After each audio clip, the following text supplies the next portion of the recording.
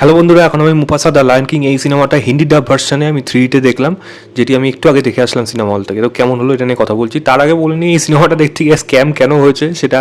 কারণ হলে সিনেমা শুরু হওয়ার পর প্রায় 15 মিনিট কোনো সাউন্ড ছিল না, উদুম ঝামেলা হলো, চিৎকার চেঁচামেচি হলো। অনেক পরে প্রায় আধ ঘন্টা 35 মিনিট পর সিনেমাটাকে চালু করলো।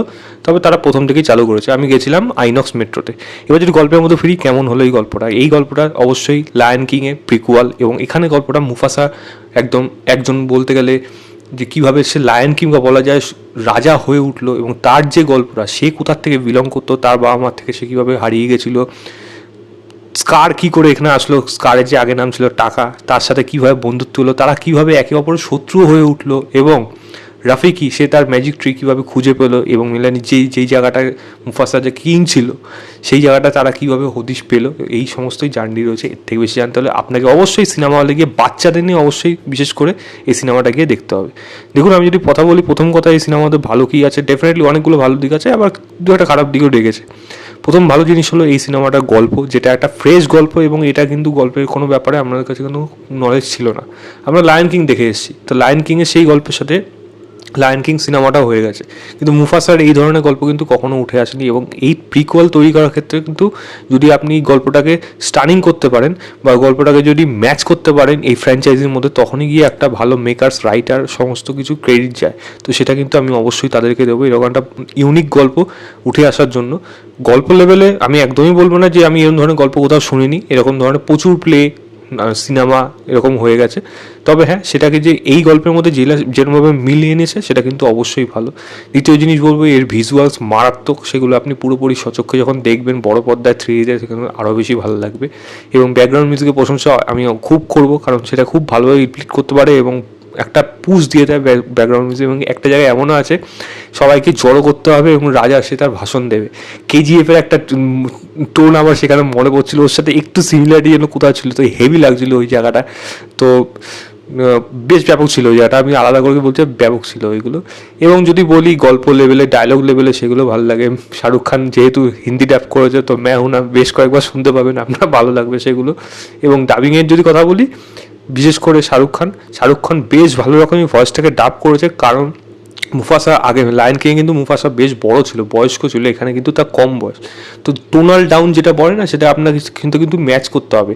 সেই বেসটাতে কিন্তু মানে একটা রাজার যেরকম ভয়েস হবে সেরকম না, একদম রাজা হয়ে ওঠার আগে তার যেরকম বেস হওয়ার প্রয়োজন সেই বেসে কিন্তু গলা নামিয়ে এখানে ডাবিং করা হয়েছে, যেটা অবশ্যই প্রশংসনীয়। আমার বেশ ভালো লাগলো।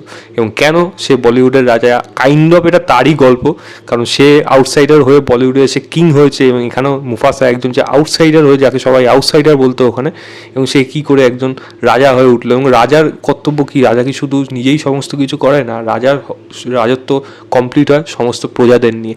এটা যে বক্তব্যটা রয়েছে সেটাও কিন্তু অবশ্যই ভালো। তো সেরকমভাবে যেগুলোকে দেখানো হয়েছে, এবং সেখানে শাহরুখ খানের ভয়েস আলাদা একটা লেভেলে নিয়ে গেছে। আমি যদি সিম্বার কথা বলি, মানে আরিয়ান খান বড় ছেলে, খুবই কম সময়ের জন্য ক্যামিওই বলা যায়, তো তারটা ঠিক আছে। আমি যদি আব্রামের কথা বলি, বেশ প্রশংসা করবো। ওই কিউট ছোট্ট মুবাসার হলে কিন্তু আব্রাম বেশ ভালো রকম ডাবিং করেছে। পুম্বা সিমনের ভূমিকায় শ্রেয়াস তালপারে এবং বলতে গেলে সঞ্জয় মিশ্রা, তাদেরও বেশ মজাদার। রাফিকির চরিত্রে খুব সম্ভবত মাকড়া দেশপান্ডে, রাফিকি বোধহয় সম্ভবত মাকড়া দেশপান্ডে। যাই হোক, রাফিকির যে ডাবিং করেছে সেও কিন্তু বেশ ভালো, মজাদার। রাফিকির গল্পটা কিন্তু আপনার এখানে বেশ ভালো লাগবে, আমার অ্যাটলিস্ট ভালো লেগে গেছে।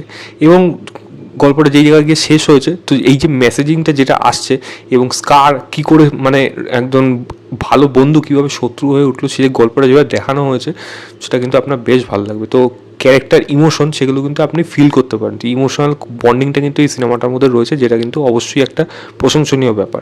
এই সিনেমার মধ্যে আরও বেশ কিছু জিনিস আছে যেগুলো কিন্তু ভালো। ভিএফএক্স ম্যাক্সিমাম ক্ষেত্রে অবশ্যই ভালো, কিছু জিনিস আছে যেটা আমি পরে বলবো। বাট সিনেমার মধ্যে খারাপ জিনিস লেগে থাকে, তাহলে সিনেমার স্ক্রিন প্লেটা পুরো সিনেমাটা আপনার কিন্তু টান করে রাখতে পারে না, একটু কিন্তু ক্র্যাক ফিল হয়, আপনার মনে হবে মাঝখানে একটা পোর্শনে। ফার্স্ট হাফটা বিশেষ করে ভালো, ফার্স্ট হাফ যেইভাবে দেখানো হয় সেইভাবে হিসাবে ভালো। তবে হ্যাঁ, তারপরে একটা কোথাও যেন একটু ড্র্যাক ফিল হয়েছিল, বা একটা জিনিস রিপিটেটিভ হয়ে যাচ্ছিলো জিনিসটা মনে হচ্ছে। এবং হিন্দি ডাবিং এর গান দেখুন দু একটা ভালো লেগেছে, আমি ইংলিশ গানগুলো পরে শোনার ইচ্ছা আছে, সেগুলো শুনলে তাহলে বুঝতে পারবো, কারণ সেটা আরও বেশি ফিল করানো যাবে। এবং হিন্দি ডাব দেখার কারণই হলো শাহরুখ খান এবং তার ছেলেরা। ভিএফএক্সের যেমন কথা বললাম, সেটা যে যেরকম ভালো ছিল ম্যাক্সিমাম জায়গায়, কিন্তু প্রথম দিকে একটা সিন আছে ওটা বানের সিন, মানে সেখানে ভেসে যায় মুফাসা, সেই জায়গায় যে জলে ভিএফএক্সটা ছিল সেটা কিন্তু আমার ভালো লাগেনি পার্টিকুলার। আমার মনে হয় সেটা আরও বেশি ভালোভাবে কাজ করানো যেতে পারতো, একটু চিপ কোয়ালিটি আমার সেখানে মনে হয়েছে। আদারওয়াইজ কিন্তু ভিএফএক্সে কিন্তু এই সিনেমাটা বেশ ভালো, সিজির কাজ কিন্তু অবশ্যই ভালো। তো আমি অবশ্যই রেকমেন্ড করবো এই সিনেমাটা, সিনেমা হলে যান, গিয়ে দেখুন, দেখে জানাবেন আপনার কেমন লেগেছে। আমার কিন্তু বেশ ভালো লেগেছে, অবশ্যই লায়ন কিংয়ের মতন না, তবে লায়ন কিংয়ের থেকে একটা ভালো প্রিকুয়াল কিন্তু আমি মানে একটা ভালো প্রিকুয়াল কিন্তু এসছে, লায়ন কিংয়ের মতো না হলেও আমি এটাকে রেকমেন্ড করতে পারবো। আমি সিনেমাটাকে 3.5 দেবো আউট অফ 5 বলবো সিনেমা হলে গিয়ে দেখতে। তো এই ছিল আমার overall review মুফাসা the lion king বলে সিনেমাটা। ভিডিওটা ভালো লাগে লাইক শেয়ার, চ্যানেলটাকে অবশ্যই সাবস্ক্রাইব করে দেবেন। বাই।